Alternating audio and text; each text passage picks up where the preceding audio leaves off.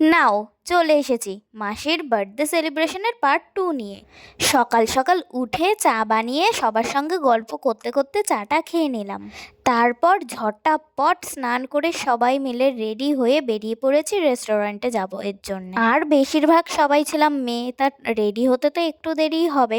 সকাল সকাল করতে করতে তাও অনেকটাই দেরি হয়ে গেছিলো, প্রায় 1টা 1:30টার পরে আমরা বেরিয়েছি।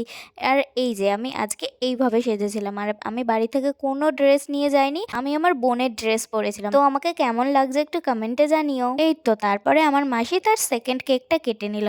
আর আমার মাসির সঙ্গে যে কেক কাটছে সে হচ্ছে আমার আর একটা মামা, ওর তার পরের দিন বার্থডে, এর জন্য দুজনে একসাথে এখন কাটছে। কেক টেক খেয়ে তারপর সামনে প্লেট আমাদের চলে এসেছে, আর আমরা শুধু প্লেট নিয়ে বসে থাকার তো মানুষ না, তাই সবাই এক এক করে চাটনি দিয়ে ডিজাইন করে নিচ্ছি। সবার প্রথমে আমি করেছিলাম, আর আমার দেখে দেখে সবাই করে নিয়েছে।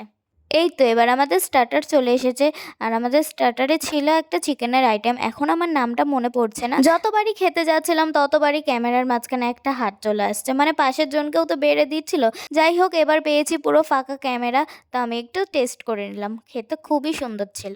এবার চলে আসলাম মেন কোর্সে, আর মেন কোর্সে ছিল mixed fried rice, chilli chicken and chilli paneer. সত্যি কথা বলতে চিলি পনিরটাই খেতে মোটামুটি ভালো ছিল, কিন্তু chilli chicken and fried rice ছিল একদমই বাজে, না কোনোটাতে নুন ছিল না মশলা ছিল। সবার প্লেটে কিছু না কিছু থেকেই গেছিলো, আমরা কেউ পুরোটা খেতে পারিনি। তারপরে কোনো রকম খেয়ে এই যে আবার অটোতে উঠে পড়েছে, যাচ্ছিলাম আবার মাসি বাড়িতেই। এই তো বাড়িতে গিয়েই আবার মাসির থার্ড বার্থডে কেক চলে এসেছে, তো সেটাই আবার কেটে নিল। তো এই ভিডিওটি কেমন লাগলো একটি কমেন্ট করে জানিও। যদি ইউটিউব থেকে দেখে থাকো তাহলে সাবস্ক্রাইব, আর ফেসবুক থেকে দেখে থাকলে ফলো করে দিও। দেখা হচ্ছে নেক্সট ভিডিওতে, ততক্ষণের জন্য টাটা।